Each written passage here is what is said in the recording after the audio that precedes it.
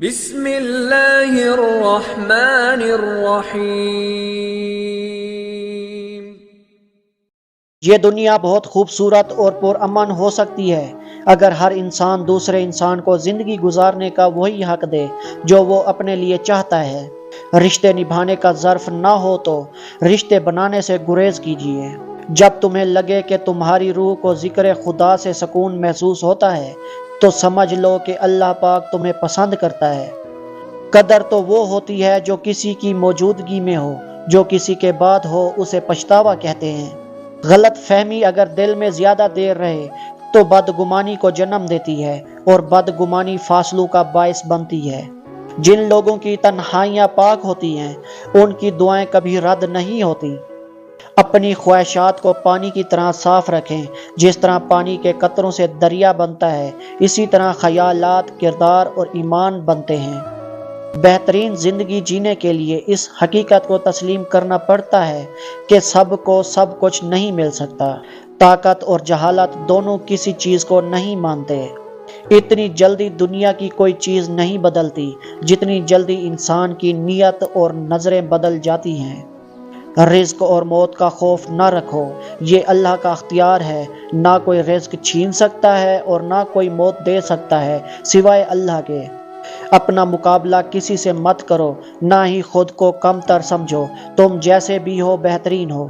کسی کی غلطیاں دل میں رکھنے کے بجائے درگزر کرو، کیونکہ تم بھی اپنے پروردگار سے یہی امید رکھتے ہو۔ جس نے بن مانگے عطا کیا وہ مانگنے پر کیوں مایوس کرے گا؟ دعائیں ہمیشہ کیا کرو، کبھی مایوس نہ ہوا کرو، کیونکہ جو کام آپ کو ناممکن لگتے ہیں آپ کی دعائیں ان کو ممکن کرنے کی طاقت رکھتی ہیں۔ علم تمہیں راہ دکھاتا ہے اور عمل تمہیں مقصد تک پہنچا دیتا ہے۔ زندگی تھکا دینے والی چیز ہے اور جب تم تھک جاؤ تو اپنے رب کو یاد کر لو، کیونکہ سکون تو صرف اللہ کے ذکر میں ہے۔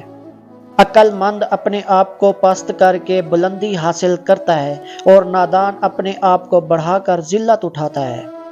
دھوکہ دینے کے ہزار طریقے ہیں لیکن سب سے گھٹیا طریقہ محبت اور ہمدردی کا دکھاوا کرنا ہے۔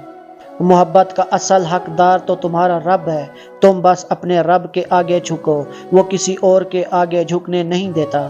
زیادہ سوچنے سے بہتر ہے استغفار کیا جائے۔ زیادہ سوچنا مشکلات کو بڑھاتا ہے اور استغفار مشکلات کا حل ہے۔ جب کبھی تمہیں اپنے رزق میں کمی نظر آنے لگے تو کچھ مال اللہ کو دے کر اللہ کے ساتھ تجارت کر لیا کرو۔ کبھی کسی کی اصلاح کے لیے اپنے آپ کو مت تھکاؤ۔